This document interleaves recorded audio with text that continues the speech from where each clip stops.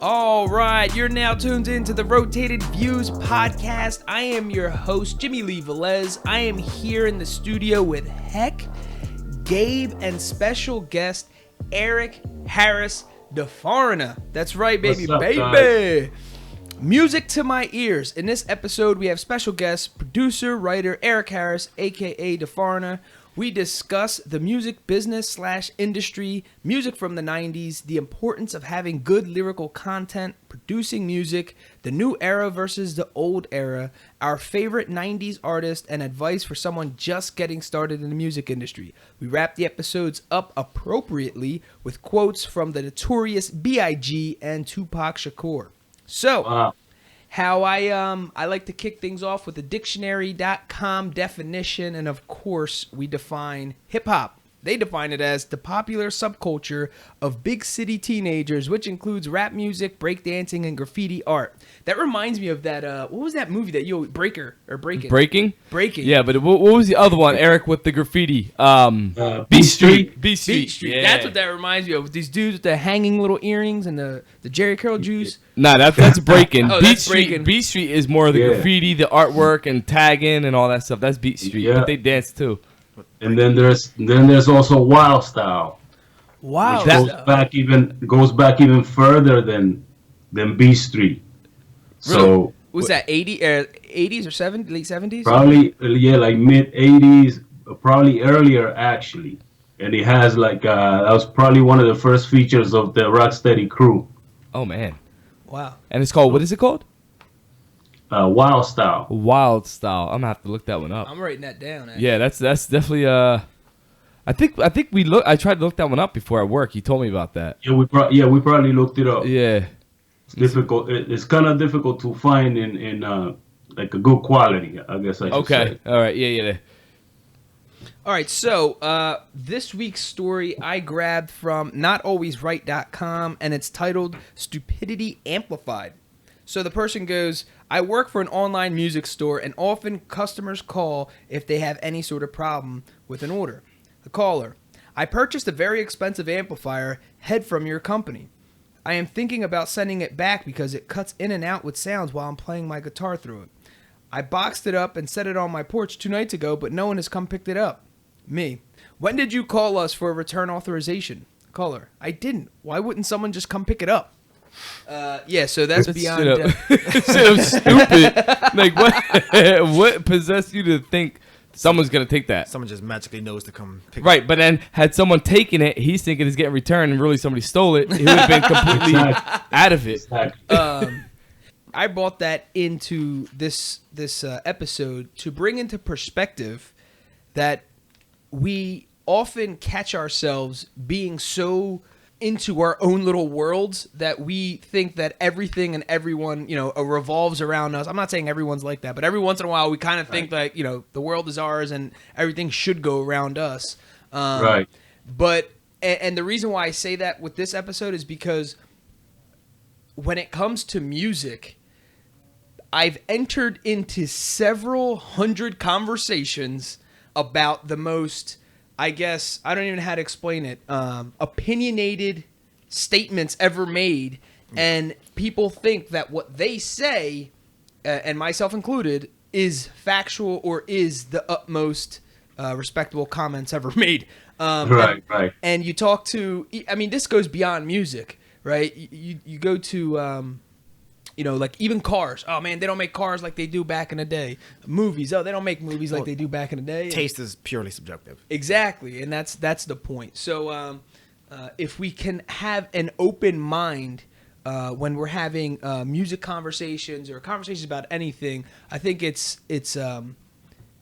good for everybody, whether you're the speaker or the listener.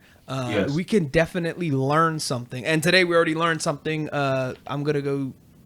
I guess download the Wild Style movie from the early 80s. So today we have Eric Harris with us, aka the Foreigna, and I am fascinated by this because the 90s era of music is not completely the foundation, I would say it was like the launching pad because it set hip hop up into a whole other stratosphere. Obviously, the 70s and 80s was the foundation, what set everything up, and this is where hip hop, I believe, hip hop took off and actually got respected, and people, they're getting awards for stuff. I mean, it is just fascinating stuff. So, let's kick it off.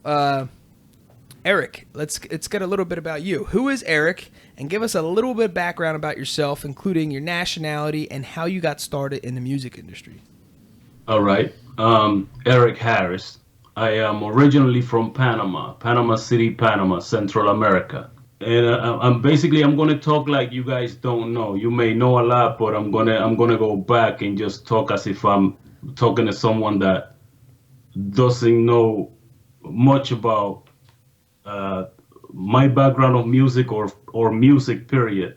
In Panama City, Panama, being that we have the canal, you get people from throughout the world. There used to be a lot of U.S. soldiers stationed in the canal. Yeah. So with the soldiers, there was American music, there was rock and roll, there was R&B.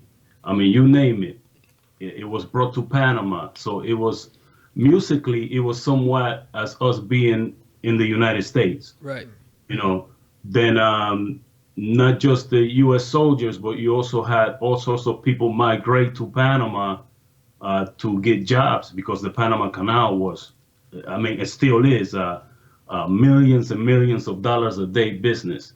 Okay. So people will come from Jamaica, Trinidad. So that's already reggae. That's soca, calypso music.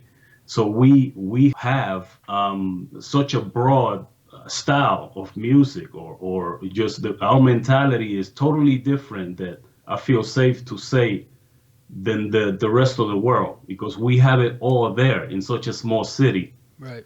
So that's basically how it started for me, was just basically listening to all sorts of styles.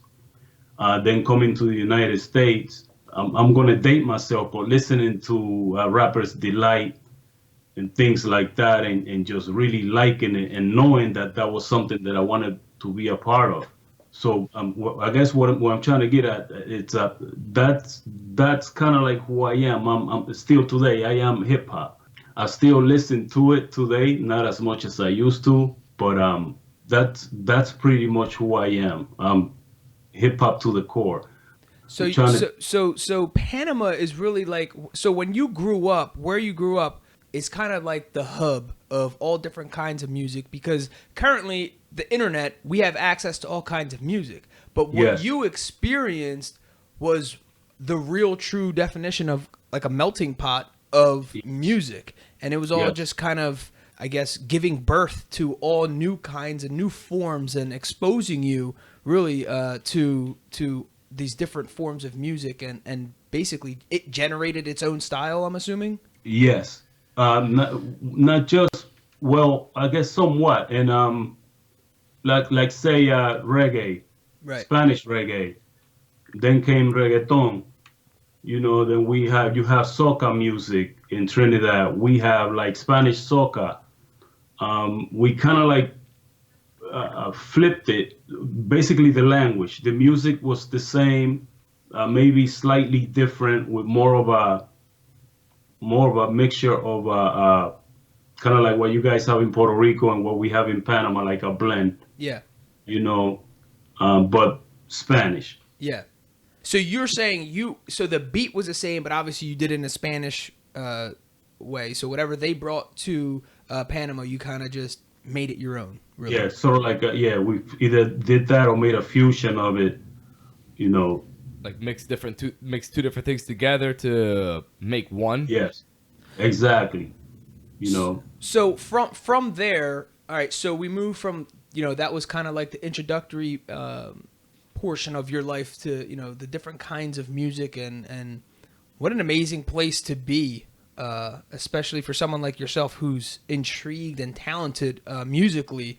Wow, that's crazy. So was there a major artist or a group of guys that were older than you maybe that you kind of looked up to and kind of followed, or was this something that you're of age and you kind of just took on yourself? How'd that go? Back in Panama, I've always listened to. I mean, we listened to all kinds of music, but as far as someone that I admire lyrically was Rubén Blades, which did a lot of stuff with Willie Colon. You know, after Hector Lavoe, kind of like I don't want to say faded because he's like, to me, he's one of the greatest, Hector Lavoe, with salsa music. Yeah. But kind of like after his peak, Rubén Blades came in and brought a lot of different styles of lyrics, and he worked with closely with Willie Colon and Fania music. And I really admire his style because lyrically he brought something more than just party lyrics. Yeah. You know, lyrically it was like a conscious thing. Yeah. You know, he brought songs like Pedro Navaja, you know, things that you can kind of picture. Yeah. Instead of just I'm going to party, it was more like, man, I can see what he's saying. You got the know visual of what he was saying. So so I kind of like that. And that kind of brought me along into the late 80s and 90s with styles like KRS-One, where they just not rapping, they telling you something. Yeah. You know, like Slick Rick, always like a storyteller. Yeah. You know, so you know, I'm kind of like getting ahead of myself, but lyrically, that's what I like. You know, I like someone that can write and tell you something, not just, you know, everybody say, oh, party over here. Yeah. You know what I'm Some with saying? deeper It's like, meaning. Yeah, it's Some like content. you're writing. Yeah, exactly. Thank Yeah. you. No, I totally understand that. And there is a time and place for the party stuff, but there comes a time where it's like, I want some depth to what you're saying. Yes, yes. And it's cool. It's cool to do the party stuff, but Sure. you know, but I mean, you can't go on forever with that. No, exactly. We gotta enlighten the mind of the kids today. Yeah. It's like, you know, if I come to my home to see my kids, and I'm always and all I'm doing is let's say I'm constantly singing or rapping about parties. That's all my kids are gonna get. Yeah. Right. Same goes with a kid outside of the household or elsewhere. You know, if I'm not kicking knowledge, he's not gonna get knowledge. He's just gonna get whatever I'm saying, whether I'm talking about or whatever. That's all he's gonna get. Yeah. He's not gonna get anything else. You know. yeah, no, I totally get that. And it's beyond just the experience. It's learning something. And actually it could be whether you're learning something that's motivating or even understanding someone's story, that people have been through things and they've experienced life differently than you had. And what always amazes me is that someone can not only express their story in this way, but really get into details and kind of how you're saying is say in a story. When someone says it in a story and it makes sense and it's musically all together somehow in a genius way is put together, it's seriously it's mind-blowing, but it arouses your thought process and it gets you to think in a deeper way, and you know, and it's kind of like what you're saying, there's a message there. There's content, there's depth. It's not just a shallow surface of someone throwing money in the air or whatever level of ignorance you want to get to, and not about killing or none of that. There's experiences that people have gone through and they're explaining it this way. Man, there's nothing better than just sitting back and vibing with that person, and you just, even especially like you're in a car by yourself just cruising, like, oh my gosh, there's nothing better. But you took it to a different, so I'm a writer, right? But I'm not a songwriter, so there's a difference. Right. So what is, you know, so you went from finding out this music and, you know, you grew up with it, and then you're finding new artists that are, you know, getting you to think a certain way and a different way and open you up to this really deeper sense of music. That, where did you go from there? Did you just start writing? Did you just start making beats? How did the writing aspect come in? Well, and then when did the producing come in? So let me go back a little bit. I started obviously you love music first, then you start going through your daddy's records. You know, your father's like, don't touch my records, you Yeah, yeah, know, yeah. whatever, whatever. So I start going through his records. I start DJing. So now in Washington, D.C., in the mid 80s, I'm DJing. I'm meeting a lot of people in the music industry, and I end up at a studio of this guy named uh, Vaughn Mason. Vaughn Mason is actually the guy that did Bounce, Rock, Skate, Roll. I don't know if you guys know that, but that's like a famous skating rink song. And I was in awe because this guy was kind of big back then, and here I am in his studio. Yeah. Now, the first thing that I learned in that studio was how to edit, and the way that they edited back then was slicing tape. It wasn't like today, like everything is digital.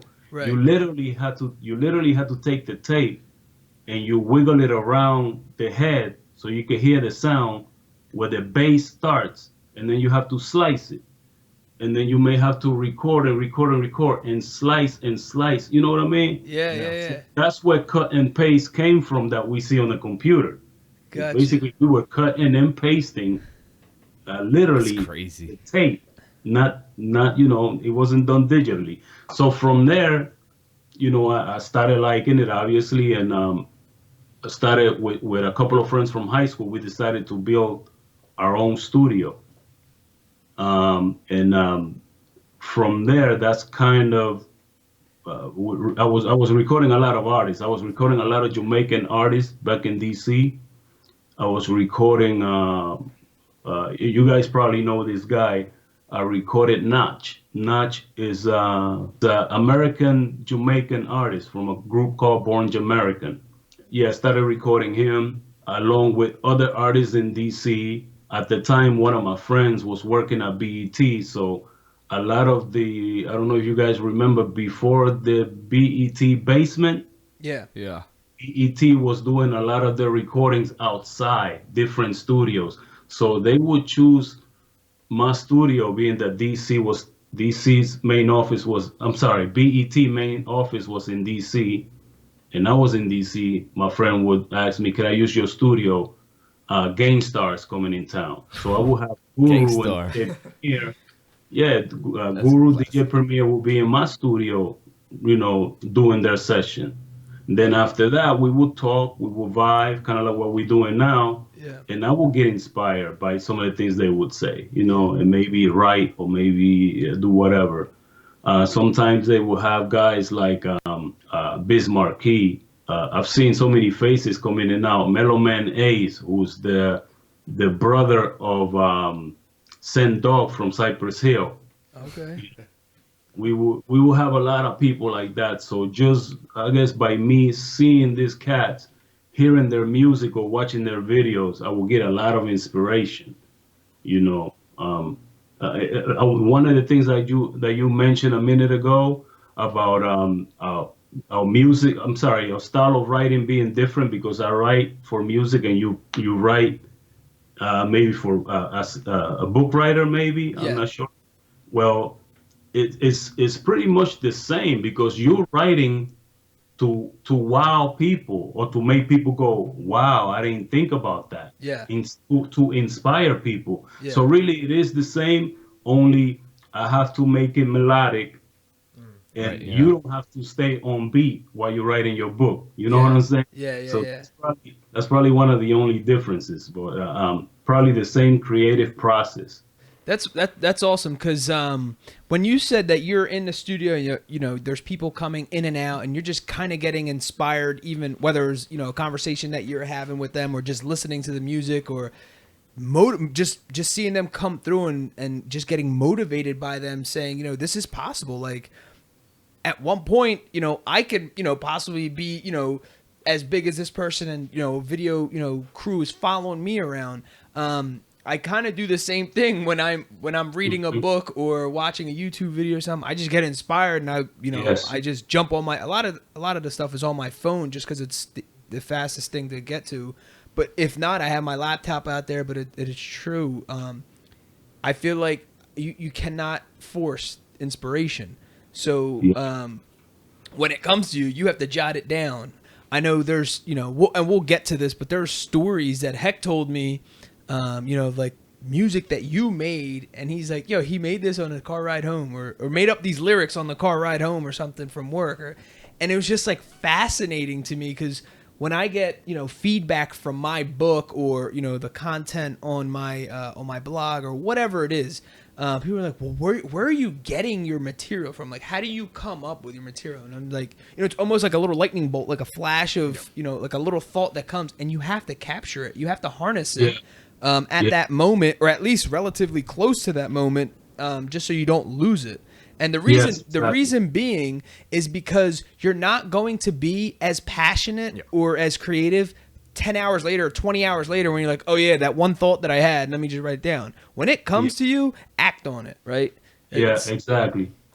Yeah, that it's kind of like what you just said, and you probably agree with me. The one thought can lead to a whole page. Yes. But if you don't write that one thought down, you can forget it. Later on, you're gonna be like, man, what was that?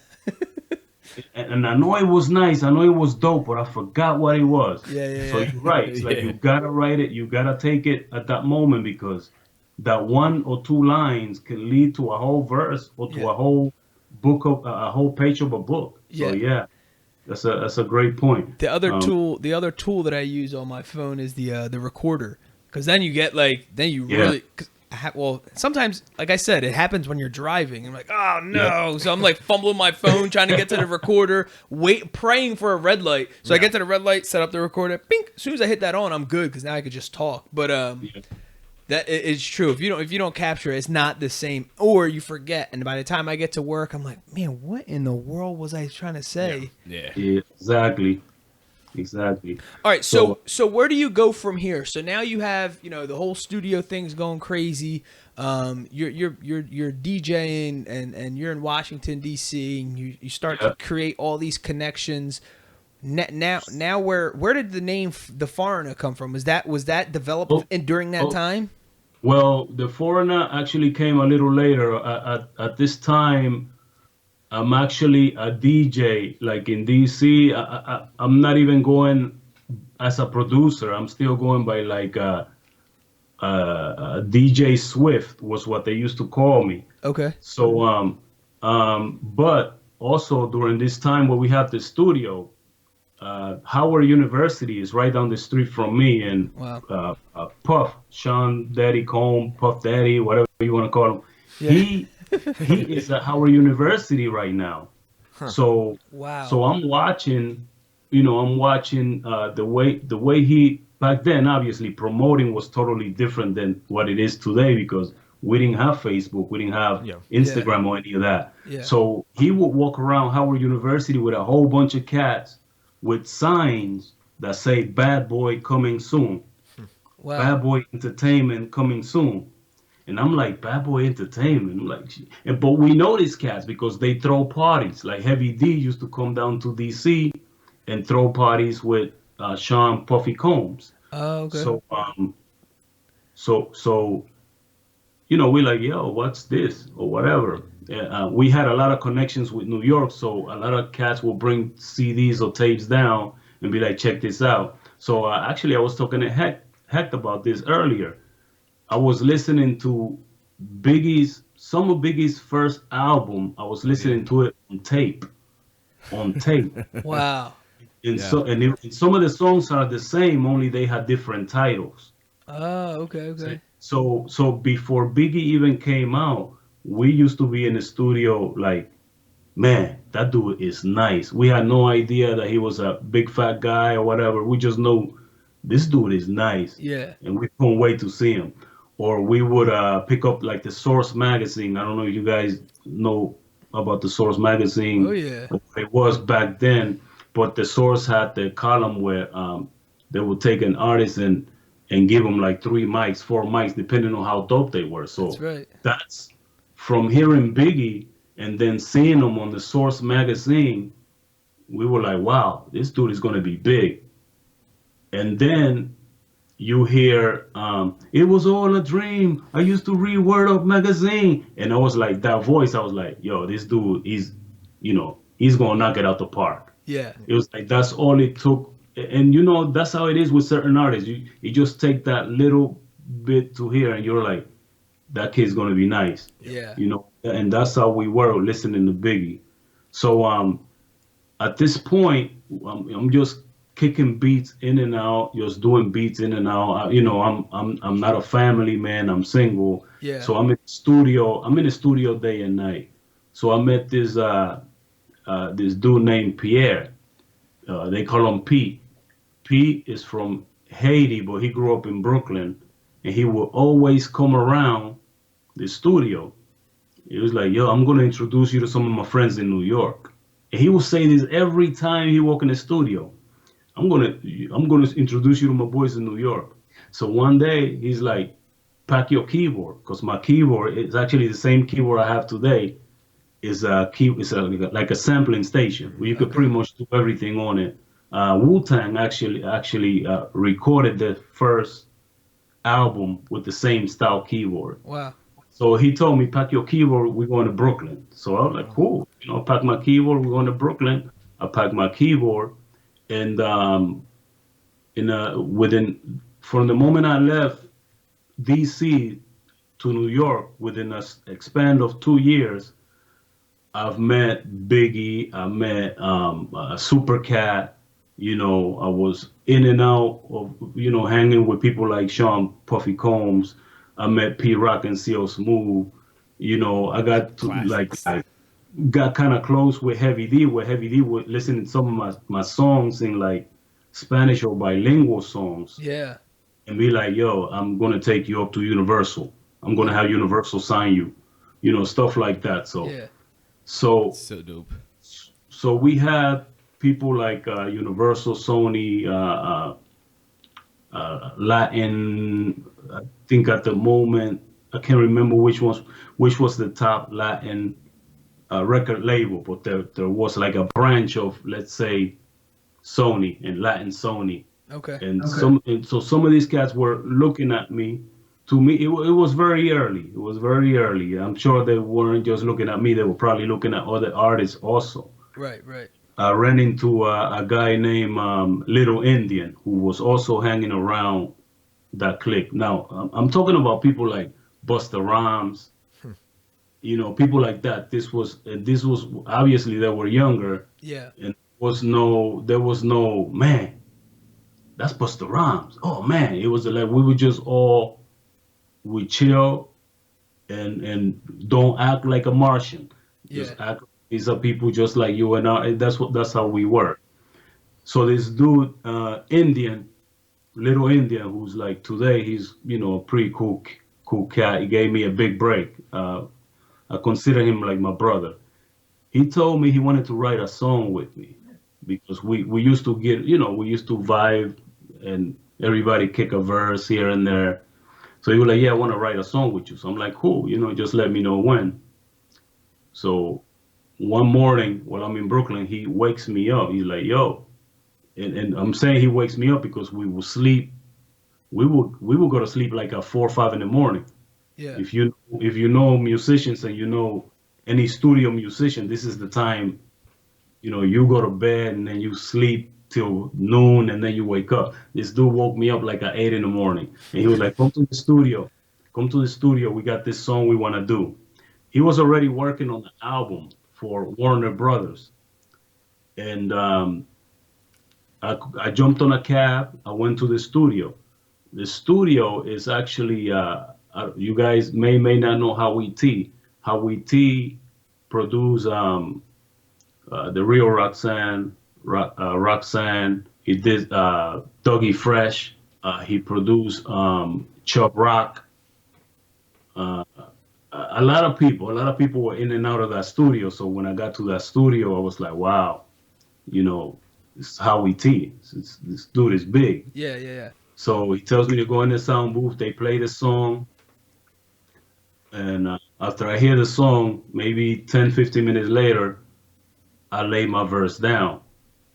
And the song is called One Little Indian, and the song, they like the song so much that they happen to put it out as a first single Oh wow. for this, which was like was unexpected for me. You know, I'm expecting to be on this guy's album, not to be on his first single. Right, right. Oh, so you know, we shoot a video, we do everything. We do a East Coast tour for the song. We end up, for you name it, from north to south, we're all over the place with the song, and it kind of like opened the way a little, I guess, a little more for what was happening earlier with Warner Brothers and these other labels. Yeah. You know, now labels were actually paying attention Right. to who I was. So how old were you at this time? Ooh, I was around that time I was like 23, 24. So when you went from DC to New York, you're about 23 years old? Yeah, 23, 24 years old. Okay. So anyway, so we do the song, you know, we end up doing a lot of small tours here and there. Right. Opening for people like Usher. This is Usher when Usher first came out. His Wow. first That's Usher, crazy. like Monica, you know, people like Usher, Monica, kind of like anybody that was around during that time. The Lost Boys, Naughty by Nature, you know, groups like that. So let me ask you something. So you put this song together. You laid your verse down. It's titled "One Little Indian." You and this other guy are touring back and forth. I want to ask you a question about the actual performing. Now, did you get an adrenaline rush just as much from the performance? Because I know a lot of people are like, there's ghostwriters out there who can write their butts off and they're very talented, you know, musically inclined, but they don't want to perform for nothing. They don't want to be in the, you know, in the forefront, so to speak, front and center. Yeah. How was that experience? Did you naturally transition to it? That's what you wanted to do, or you kind of just were just doing it just cause? It's actually kind of like always been that way for me. Yeah. Because I really never wanted to be up front. Right. You know, I was always a DJ, I was a producer, and then after people left the studio, I would challenge myself to write something better than what they just did. Gotcha. You know what I mean? So that's something that I kind of like always did, but I never wanted to be on stage really. Yeah.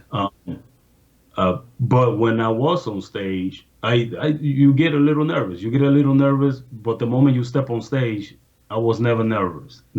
Right. Like that feeling went away. The moment I step on stage, it's gone. I don't know what it is, but when you're backstage, you know, butterflies. You hear the crowd, you hear the people, whatever, or you just hear the person announcing that you're about to go on stage, and you want to rush to the bathroom at that moment. But once you're on stage, it's all gone. At least for me, it is. And I talk to other guys that you know that have more experience on stage than I do, and they tell me the same thing. They tell me you get a little nervous, and once you're on, and then you know everything goes out the window. There's a for anyone out there that's, you know, wants to kind of relate to what Eric is saying right now, there's a video on YouTube. You have to look this up. If that kind of even interests you, if this happens to you, whether you're a public speaker or you're an artist like Eric going up on stage for the first time, there is, or you're just a competitor in general, and you get that, the butterflies in your stomach right before, you know, it's all about to go down, so to speak. There's a video of Mike Tyson explaining his entrance into the ring up until his actual fight. It is, I mean, I guarantee you're going to get chills. It is like jaw-dropping because he puts you into his mind. He's explaining what's going on through his head as he's walking out. So like he's and I'm going to completely, you know, not do this justice, but I'll kind of explain.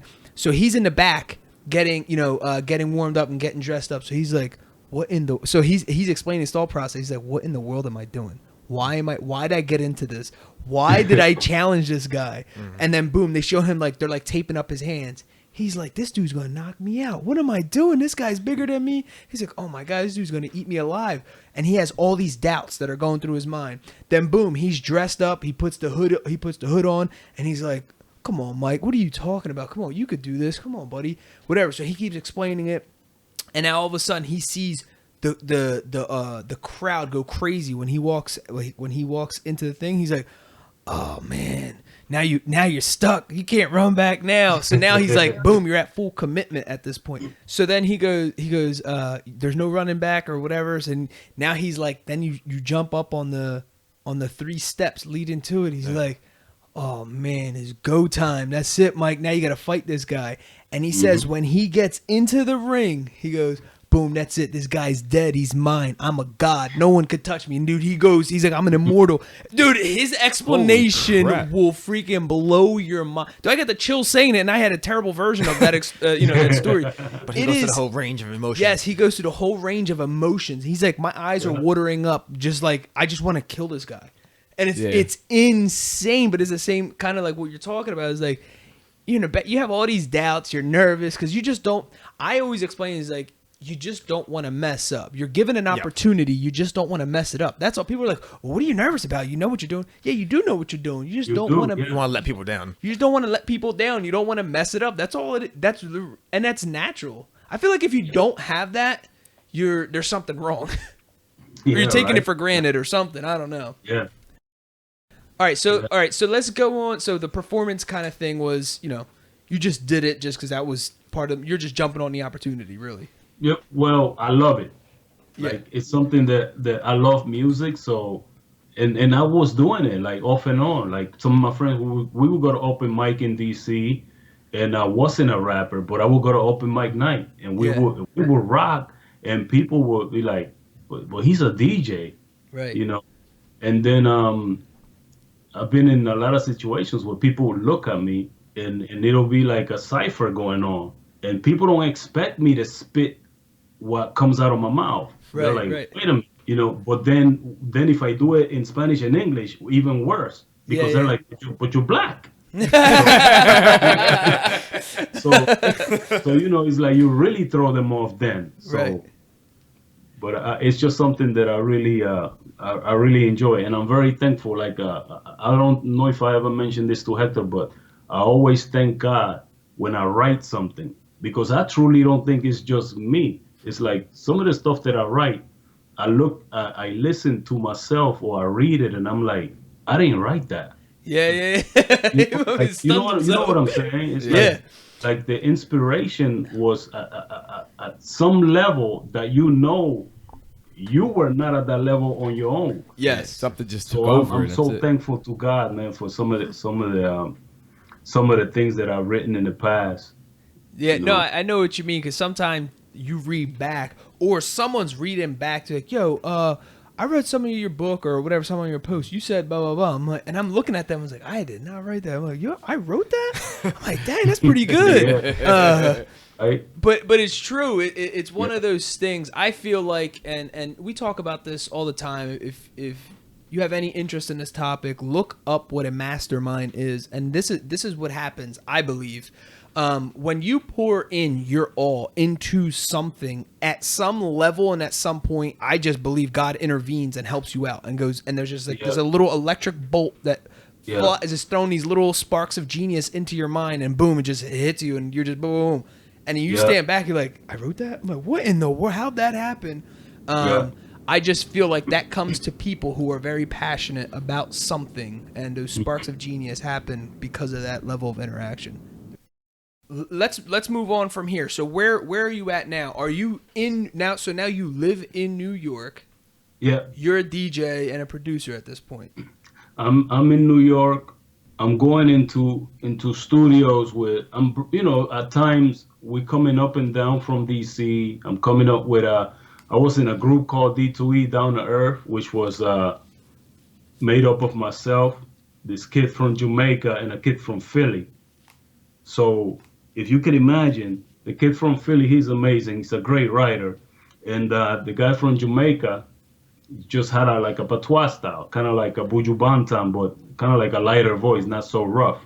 Okay. Yeah. And then me, I could do Spanish or English, go back and forth. So when you heard our songs, there was like so much in the song because of our styles were different. Yeah. Kind of like Fushnicken style. Yeah, sort the of, like Fushnickens. that. You know, so we would go up and down to New York at times. Firehouse Studio was one of the studios that I remember because that's where Wu-Tang recorded 36 Chambers. Wow. So we were going to this studio. We were record with this engineer named Carlos Best, and Carlos was the engineer for Wu-Tang back then too. Wow. So That's dope. you know, I remember one day walking in the studio and I saw RZA, Huh. and I'm looking for this output expander for my ASR 10, which is my keyboard, and the output expander is sort of like to send the bass here, send the snare there. You know, it splits everything instead of just having it left and right. Oh, okay. And RZA happened to be the only one that had one. So he like, yo man, I'm getting ready to go to LA, so you can hold on to it, man. Ain't no big deal. You know, you can use it anytime you want. If Carlos here, Carlos can lend it to you. So I'm like, yeah, this is RZA. Mad chill, yeah. And he's talking to me like we cool. Right, you know? right. But, so he's cool about me using the material, using the stuff that they have in the studio. Another day that I remember was walking in the studio, and at the moment I walk in, there's a notebook, and the notebook says Method Man right in the front of it. Wow. And I'm curious. I'm like, wow, Method Man. So I opened it, and you can read it, but you don't know how to say it. Yeah. You know, Method Man is like there's no way you're gonna copy Method Man, his style. So I'm looking at the book. I'm like, wow, man, Method Man's book. So I was like, Carlos, Method Man left his book over here, and I handed it to him. Like, man, because they were in California at the time, and he's like, man, you know how many people would have grabbed that book and jet it with it? And I'm like, I don't know why. There's nothing you can do with it if you don't know how to say it. Yeah. What are you gonna do with the book? You know, I understand if it was, let's say, something you would have written, and it's just for a book. Right. But if it's for a song, there's no way in the world Hector's gonna write a song and I'm gonna just grab it with no melody behind it and do it exactly the way he did it. Yeah. You have no idea. Yeah. Yeah, it's like meth. It's too much flavor to him. So it's just, that's one of the crazy things that happen. Is like, So this studio, man, there's a lot of obviously a lot of activity going around. This is where we're in New York at this point, and it got, you know, the mecca of hip hop. Basically, that's where it all, you know, it came from. And where did you guys have to pay for studio time? 'Cause I know that's like a big thing. Like how did that? There's so many people that I hear like that they have studio time. I don't know how it was back then, or I'll have you explain it, but it's so expensive that nowadays that these dudes have to have everything prepared. Like they don't eat when they're there. They don't do none. So they eat before they go. They have a bunch of waters around with them. They have all their stuff like literally ready to go. So the second you walk in the door, your time starts. You're going so getting down to business. Yeah, like you have the studio for 2 hours, 3 hours, 4 hours, whatever. You have blocks of time. I mean, the wealthier people are like, we have it for a whole week. Yeah. But if you're just starting and you don't have money and you can only afford 2 hours, you better get your money's worth. You ain't eating, you ain't going to the bathroom, nothing. Dude, people just literally walk up to the mic check, sound check, do whatever, and they just start recording. And they're like, we'll add the beat on or whatever later. We'll, you know, do the mixing. How'd that work out for you guys? when I was recording an artist, my fees were like 40, 50 an hour. And you never tell the artist, like, come prepare it. You tell him he could do whatever he wants. That's his time. Yeah. But then when I started going to studios, like in New York, like say it was like 75 an hour. Yeah. Or it'll be like, you can block it. You can block 3 hours, 4 hours for, let's say, $250. It was some kind of deal like that. Right. You know, but we were ready. We were like, we know the song we're going to do, and we know the lyrics, and we know everything. We're not going to go in the studio to vibe to the beat, because that's, you know, obviously that's a waste of money. Yeah. Fill it out. So the moment we get there, we're like, here's the reel to reel, load it up. This is the song, lay it down. While the engineer is laying down and maybe tweaking some of the sounds on the song, we probably on a corner somewhere rehearsing what we're about to do in the sound booth. At the end, don't even worry about mixing it down. You want it like a rough mix for you to take with you to see if you needed to come back again to change something or lay something down again. But you never wanted a perfect mix either, because the next day the mix was going to sound totally different to your ears. Yeah. You know, when you bang your ears all night and it sounds wonderful, the next day it sounds like crap. So you like, you know, you got to either go back in and redo it or whatever. But so at this yeah, point, were you trying, when you went into the studio, you know, laying down tracks or whatever, were you trying to put together an album? Were you trying to put a project together, or this was just for various, you know, different projects that had nothing to do with each other? Well, at that time, I was trying to put a project together. There were also times where Howie T or someone would call me and say, I have a group from LA that needs a verse in the middle of this song or whatever. Yeah. You know, there were several times where I had to do that. And I would go in the studio unprepared because that wasn't, you know, it's their studio time. Yeah. Actually, like, let's say you're the artist and Universal is your record label. Universal is paying the whole bill, but eventually you're going to pay for it because that's coming out of your budget. Right. You know what I'm saying? Yeah. Say you became a rap artist. Universal gave you a contract. Your contract is worth $250,000. Everything is coming out of that $250,000. They may not tell you that, but when you do a show in Miami and you stay at this hotel and you ate at this store, whatever it was that you did, and you took a cab here because you forgot something and took it back, all that's coming out of your budget. Believe me, somebody is taking all those receipts and all that money that they're giving you. Eventually, it's going to come out of your budget. Right. Your video, you know, somebody may tell you, go with this $30,000 video, and you may say, I want the $50,000 because it looks better. That's going to come out of your budget. Right. And a lot of people don't know that. There's a lot of young kids today that think that they can just go in and become famous. There's a lot. There's so much to it that I'm kind of upset that people don't teach the kids. You know what I mean? Because you just like grabbing a kid and having them believe that they're going to be famous when really they're going to be in debt. Yeah. So basically, what you're saying is that say Universal, you keep saying Universal. Universal goes, hey, we're giving you $250,000. They give you the $250,000, but they're not giving you that money yet. They're giving you, you're doing the tour, you're going to stay in a hotel, you're doing this, you're doing that. So at the end, at the end of all this, they subtracted all this out of that $250,000. So you may end up with only like $30,000 after all that. Is that what you're saying? Like that's what they use that for? Right. Like, yeah. Well, he's saying you end up in debt. So you end up making or losing money, right? Yeah. What's going to happen is when your record comes out, everything that sells is going to go back to the company until they recoup everything they lend you. Yeah. So it's like unless it goes above and beyond, then you don't get anything.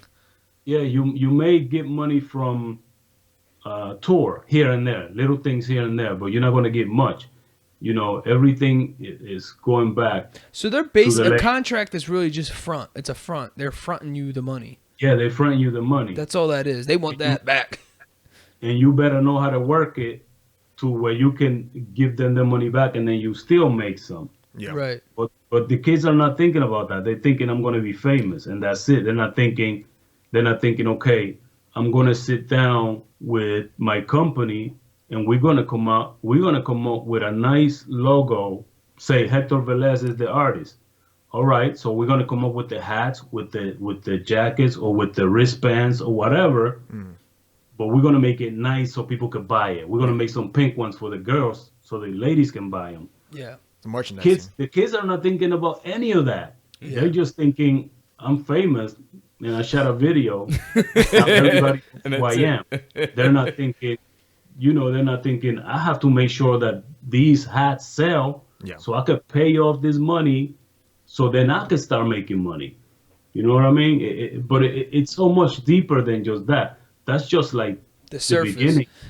The beginning. Yeah, I saw a special on the rapper Pitbull, based out of Florida. Is he a rapper, Pitbull, or is he? Well, let's just say the artist. He started off as a rapper. He was a hardcore Yeah, hip hop rapper. Like he was he was nasty back a then, too. drug dealer rapper, is what Pitbull was. And then he smartened up, kind of what Eric is talking about. And it was in 2009. And the only reason why I know this is because I just watched this documentary about 2 weeks ago. And in 2009, it was when his old contract, either it was over or the company like called it off, and he jumped onto a new contract. But anyway, he was talking about being knowledgeable. He's like, being an artist is one thing. He's like, that's actually probably 10% of it. 90% of it is the business aspect that what Eric is saying no one talks about. He's like, you know how many talented people there are? He's like, go to your church. You'll see a very talented singer. But they don't have the business aspect. They don't know how to run the business part of it. They don't know how the marketing works. They don't have none of that. How to maintain a budget. He was talking about on one I guess it was a contract that he had or entered.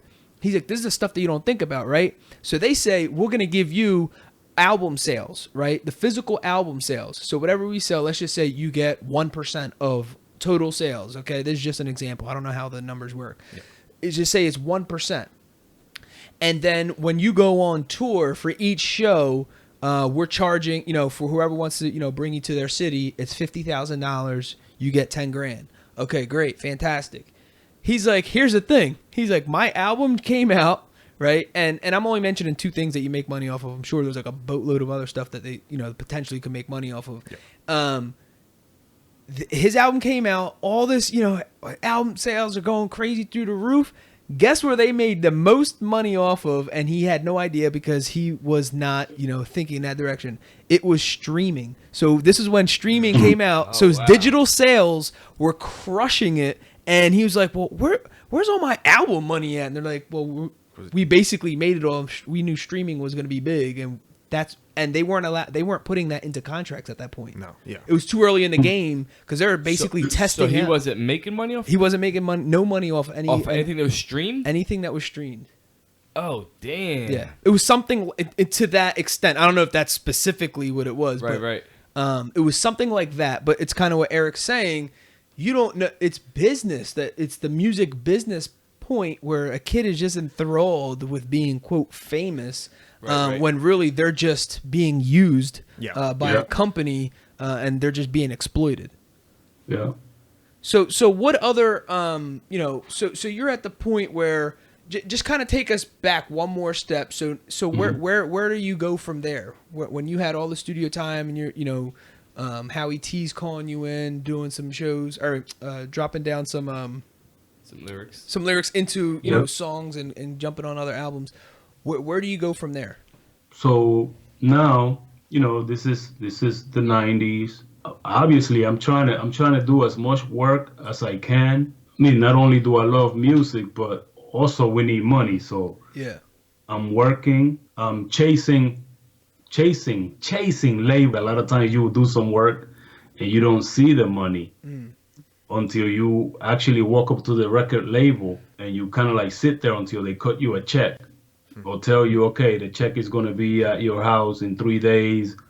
3 days go by, you back at the label again, like, where's my check? That's why you hear stories of people running up to the buildings and the labels and like with a baseball bat and tearing up all kinds of awards and platinum records. That's and crazy.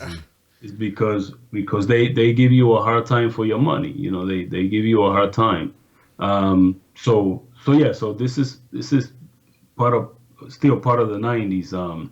One of the I think I told Hector this also. One of the times that I remember clearly also that I've never spoke to anyone about in an interview or anything like that was going up to a studio, Quad Studio in Manhattan, and we were basically about to we were going to record a song with Tupac. So Howie T, again, it was Howie T. Howie T called me.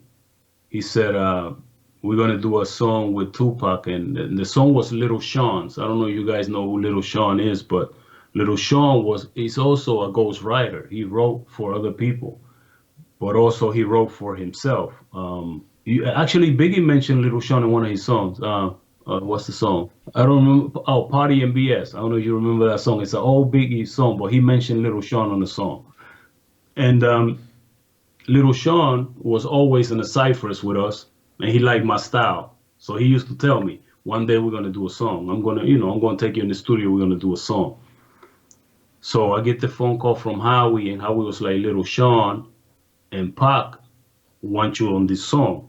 I truly don't know if Pac knew I was gonna be on the song, but that's what he said. So I was like, I'm there. Yeah. Hell yeah, So you run to that. Me and my man Indian, we headed to the studio in Manhattan, and we sat in the studio, we listening to the music, and we, talking and writing. Quad Studio is 3 floors, so in one of the floors, Biggie was recording. So it was like the whole Junior Mafia. Junior Mafia was recording. I don't know what they were recording, but the other floor was SWV. So SWV is in one studio. Wow. Yeah, and actually Puffy was there, and Andre Harrell happened to be there. Andre Harrell, I think at the time he was either Puffy's right hand man or something. I don't remember clearly, but and then the third studio was where Little Sean, myself, and Pac were gonna be. So we in the studio, we waiting, we waiting. We go down to the store for a minute. We get something to drink, come back up. And next thing you know, Pac comes out of the elevator. This is like the second or third floor. But Pac comes out of the elevator, but he's bleeding. He's like bleeding. He's got blood pouring out his face. And so people start rushing everywhere. Little Sean pulls up a chair for him. He's like asking him all kinds of questions. And Pac is basically saying, I can't believe they did this to me. This was the first time that he actually got shot. When he got shot 5 times going into the studio. I don't know if you guys read that. Crazy. Yeah. No, I remember that whatever, story. Yep. That was the first time. Yeah. And the way it happened was That's what kicked off the somebody war. waited for him to go in the elevator, and they shot him in the elevator. And luckily, he happened to come out of the elevator with his life still. So he sat down. While he sat down, some of the people in his crew are going crazy. Basically, like, if my boy dies, everybody in here is dying. So, we're like, man, of course, everybody is like, first of all, you're concerned because one of hip hop's best artists is shot up and he's right there in front of you. You're like, what's going on? Right. So now they're talking about the cops are getting ready to come up to the studio. So everybody's taking their piece out and hiding them somewhere. People were sticking pieces in the piano, behind the water heater, everywhere. People were just like getting rid of whatever they had on themselves.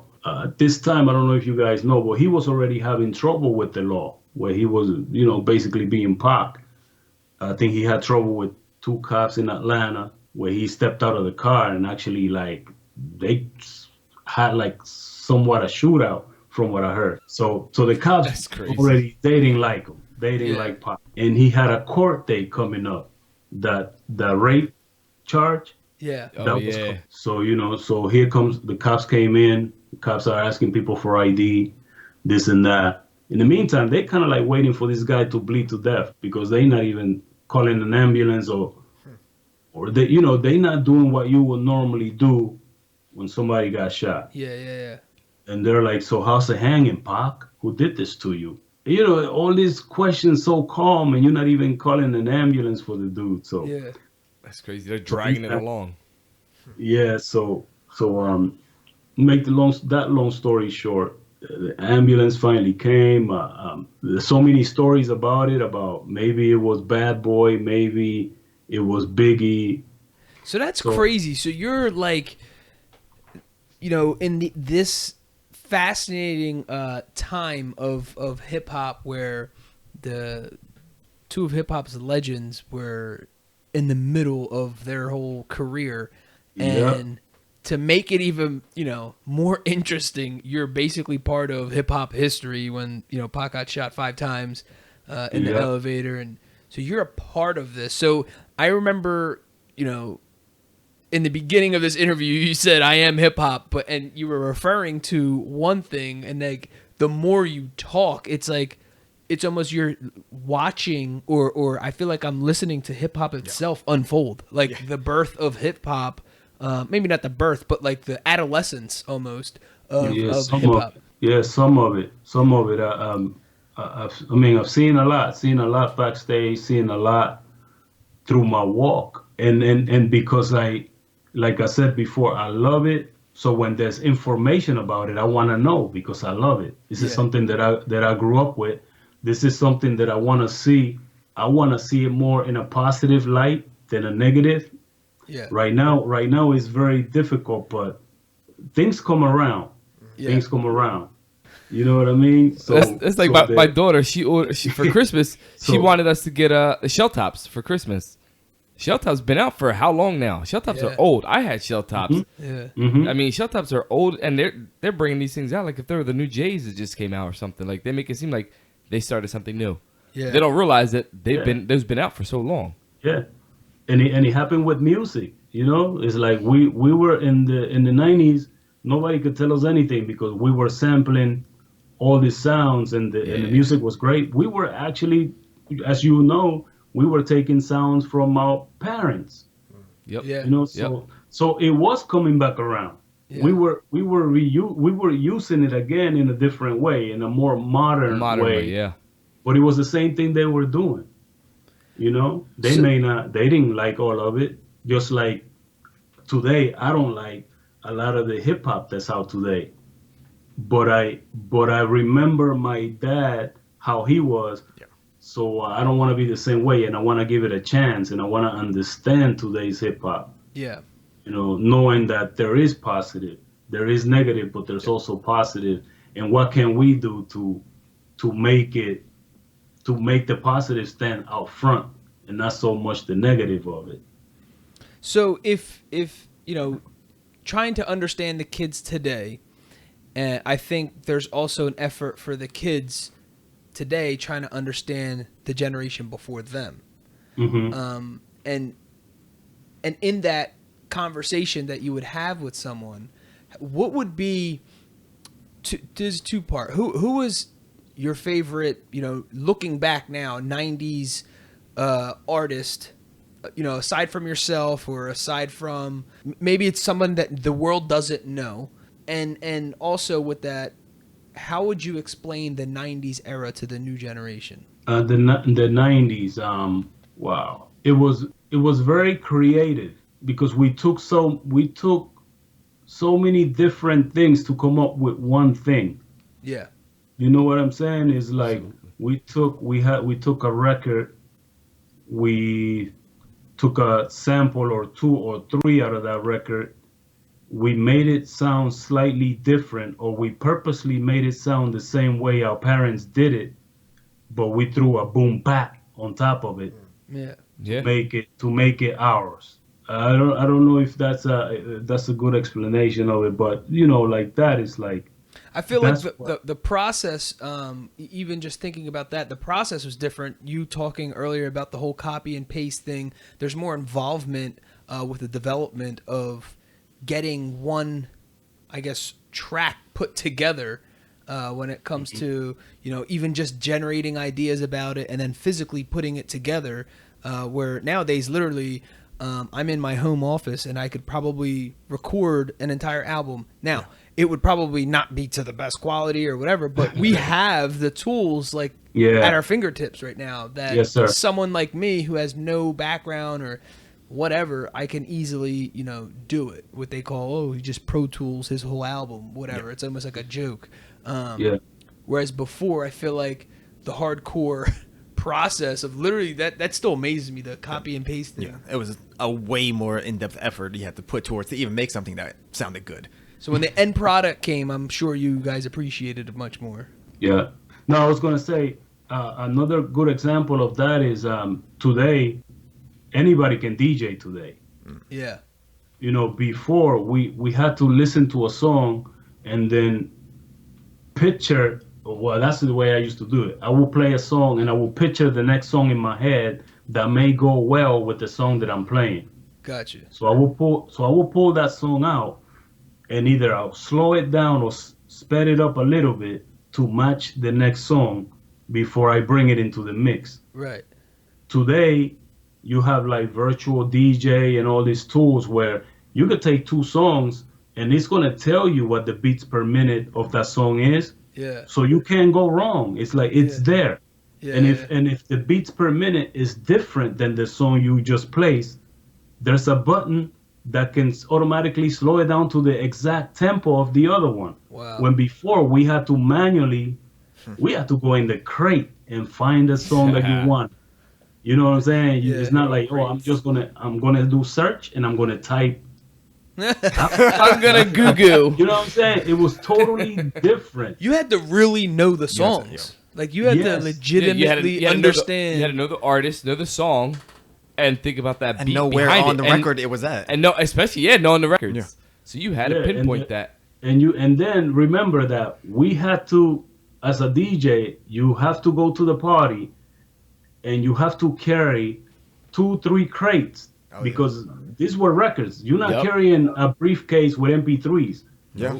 You're now carrying all these records and you got to go back and forth with those, and you got to keep an eye on anybody trying to snatch your records while you're digging into this one crate. I mean, it was so involved. Yeah. You know, thinking about it today is like, man, this kid's got it easy. Oh yeah. What so do you have an artist that you you would say or maybe two or three that you say embodied that hard work that or that you think of the 90s and you're like that dude he was the man, and it doesn't have to be anyone that was famous, maybe it's someone that no one knows. Yeah, I know a couple of artists that no one, I'm not gonna say no one knows, but people hardly know them, that are very, very good at what they do. One of my friends that I told you from Philadelphia, his name is J. Cole. The way he writes, it's like he always told me, always make the next song better than your last song. You know what I mean? And I always do that. Even if the song doesn't turn out to be better than the last one, at least I know that I put that effort. Yeah. To make it better than the last one, and he taught me that, and more than style and lyrics, I like that about an artist that can give you information that's going to take you, is going to take you further. You know what I mean? Like that's advice that today I give artists that ask me for advice. I always tell them, you know, make your next song better than your last one, because that alone. You have to work. You have to think and you have to work. How am I going to make this song better than the last one? Right. Especially like the song is yours and you know that's your baby. So you rocking that song. Yeah. Like, that's my song, man. That's hot. And now you got to go to the studio and make one better than the song that you know is hot. Right. And you know it's the joint. So that's one of the things that I say to kids. But as far as artists that are out today, or that out in the 90s and still here today or whatever. Yeah. I like Cool G Rap. I like Rakim. I like Slick Rick. And one of my favorite artists is Redman. Nice. Redman. Yes. Redman is like, to me, is so underrated, man. But Redman is just Redman to me. Like he's also, I think he took a page from Slick Rick about storytelling. Even though storytelling might not have been like a clean of what you expected, but it came from what he felt, and it was written well. So I kind of like dig his music a lot. Artists today, like I go back and forth with Hector to find out what's going on today, because I'm not in touch with a lot of the new stuff today. Yeah. But obviously, like with him, we go back and forth with like what Drake is doing or what Kendrick Lamar is doing. You know what I mean? Like just recently, I called him over to my desk and I was like, "Yo, check this kid out, Anderson .Paak." Remember we heard that? and Anderson .Paak is like nice. So the music is not, it's not totally lost. It's just what people choose to give you, what people Yeah. choose to feed you. Yeah. You know, is all you're gonna know.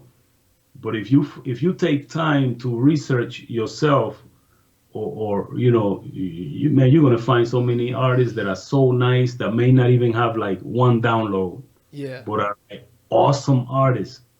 You know, there's a lot of artists that I get inspiration from. All right, so to wrap this up, for someone just getting started in the music industry, what are the first things they should know to understand before even beginning? Maybe there's just advice to, you know, like a younger person just entering into the music industry. What you Mhm. be if you were their mentor, if you were their coach, what would you tell them? Uh, the first thing I will tell them is do it because you love it. Because if you don't love it, you're not gonna do it right, and you're not gonna do it long. So why do it if it's something that's like, I'm only gonna do it for a year or two or Yeah. whatever. Kind of like a You know, phase. our dream when we grow up, when we say I want to be a doctor, we don't say we want to be a doctor because we want to be a doctor for 2 weeks or a year. Right. You want to be a doctor. So if you really, you know, you want to waste your time asking me, you know, like, how should I go about this? The first thing I'm going to say is do it because you love it. Yeah. And then after that, a lot of things are going to go your way because you love it. For example, you know, if somebody tells you that song stinks, okay, it may stink.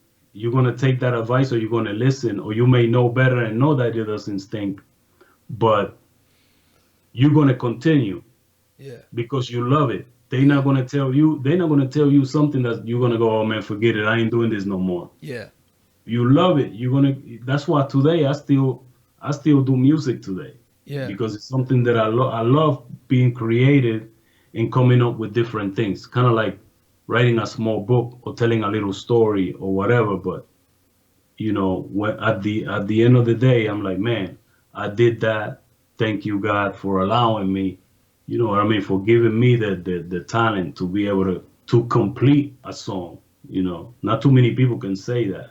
Yeah. Not too many people can say I wrote that book, or you know what I mean. I wrote this speech. Yeah. You know, so I mean, you have to love it. Second, I think they gotta copyright everything they write. You have to get it. You gotta copyright. It's easier today. Back when I was coming up, everything that I wrote, I would take to the Library of Congress in D.C. because I was in D.C. anyway. So I would get on the bus or I would drive to the Library of Congress and get everything copyright.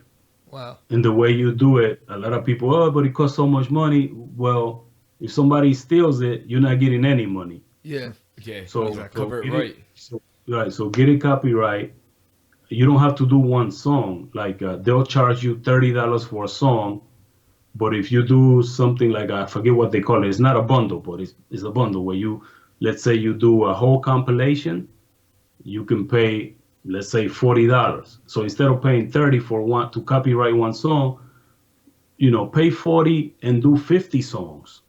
Yeah. And 50 songs will be one title. Yeah. You know, it'll be like Eric's songs or whatever, and boom, you just, you know. So today, that's what I do. Today is a lot easier. Today I can go to copyright.com and get my songs copyright. But those are two things that I feel that an artist has to do, and it'll make life a lot easier for them because some people want to kill people for their music. So Sure. so Yeah. copyright, so you don't have to kill anybody for your music. Just sue them. Solid advice. So make sure you're passionate, do it because you love it, and get your stuff copywritten.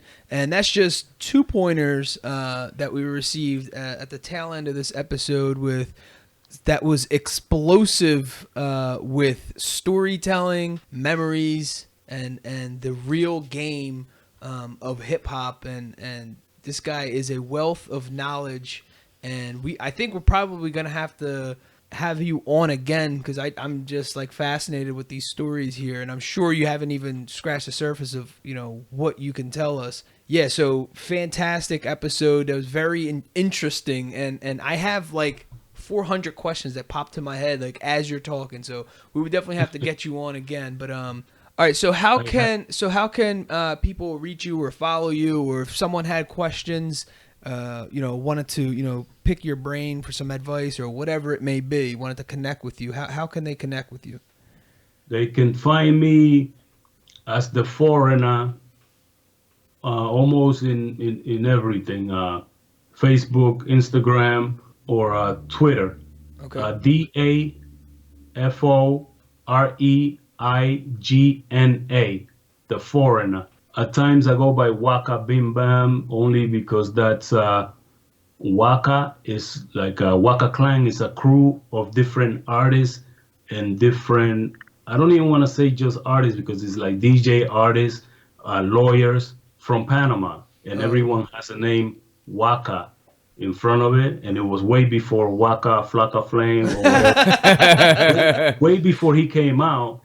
There was a Waka Clan in Panama, so they call me Waka Bim Bam. So at times you can find me as Waka Bim Bam, BIMBAM, or the Foreigner on pretty much anything out there. I have songs on iTunes on the Foreigner, songs on what do you call it, Spotify. I mean, you name it. I'm out there. I'm not a top artist, but my stuff is still out there. And right now, my main focus is just trying to do. I'm really trying to find a kid that's nice that I could write for, like really nice. Yeah. Like but more of a. It's kind of difficult finding a kid with their head well placed. You know what I mean? It's very difficult. So, but if I could do that one day, because I feel like I could write every day. There's times where I wake up. I think I told Hector, I could wake up from a dream and remember half of a verse that I heard in the dream. I remember I had a dream. I was watching somebody perform, and I remember what the person said in the performance in my dream. Wow. So I wrote it down. So is that considered me biting somebody's style, or is it my own style because it was my dream? No, because he didn't copyright it. That's awesome. So let's wrap this episode up. We like to wrap it up with quotes, and appropriately we have Tupac and Biggie quotes. So the first one's by Tupac. And it goes like this: my mama always used to tell me, if you can't find something to live for, you best find something to die for. And then the Biggie one goes like this: how real can your music be if you wake up in the morning hearing birds and crickets? I never heard birds when I wake up. Just a lot of construction work, the smell of Chinese takeout, children screaming, and everybody knocking a different track from Ready to Die as they pass down the street. Listen to his own track. Yeah. All right, awesome. So this episode titled Music to My Ears. In this episode, we had special guest, producer, writer, Eric Harris, a.k.a. The Foreigner. We discussed the music industry, the business, music from the 90s, the importance of having good lyrical content, producing music, the new era versus the old era, our favorite 90s artists, and advice for someone just getting started in the music industry. We wrapped the episodes up with quotes from Notorious B.I.G. and Tupac Shakur. All right, so in exiting this episode, Eric, you're gonna walk us out of this with a freestyle, or what's up? Yes. Yeah, I wanna kick some for you. Since you were talking about Biggie and Tupac's quotes, a lot of my music is kind of like full of quotes at times, and I just wanted to just rock one verse, and I'm gonna do one in Spanish and English because that's who I am. And he goes, I was born in the slums of a Central American country, and my mental reacts and attacks an instrumental, just like I did abuelitas rice and lentils. Dame un momento y de una vez aclaremos que esto no es un demo, ya se lo publicaremos mundialmente.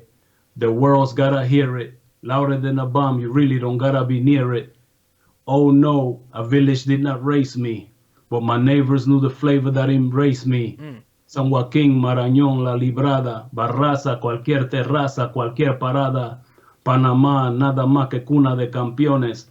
Matemáticos llegan y suman mis canciones. Disarray, whoever rhymes my way. Lock, load, explode, bombs away. Bim bam ism, form of terrorism. When they see my pic, they say that ism. Dudes hate 'em, girls kiss 'em. Daddy gave me music, mommy gave me wisdom. I ran with it, did it my way like Frankie. You don't have to love me, but I think that you should thank me. No soy pionero, pero pregonero, espero. Todo hoy no quiero, nada cuando muero. Un minuto de silencio para el difunto. Waka Trouble, Wakanati ahora tan juntos. See you soon, I'm always rocking your tunes. When my neighbors hear the boom coming out of the room. They either finger snap, toe tap, or clap. Nobody there disturbed when I fall into the gap. Mi país, mi bandera, mi familia. Se lo debo a Dios. You can keep the memorabilia. That's it. Yeah. Yep. There he is. That was just a quick snippet. That's a quick snippet. I like that. That's dope. Beautiful. All right. So there you have it, folks. Eric Harris, a.k.a. The Foreigner. I love it. Awesome. Guys, thanks again for joining us. The Rotated Views podcast was produced for self-development purposes. Huge shout out to our sponsors. This episode is brought to you by the Blessed Lifestyle brand. That is BL3SSED.com. Also sponsored by The Motivation Files Unleashed. This motivational mixtape will be your fuel for success. Available on all platforms. Guys, don't forget to visit the website, JimmyleeVelez.com. Follow us on Facebook and Instagram at Rotated Views. If you have any inquiries or questions, email us at info@JimmyleeVelez.com. On behalf of myself and the rest of the crew, we wish you massive success. Stay blessed.